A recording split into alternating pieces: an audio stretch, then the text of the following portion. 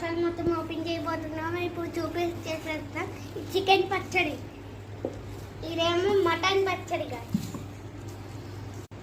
ఇదేమో oranges guys, ఇంకా ఇదేమో ఇంకో పచ్చడి.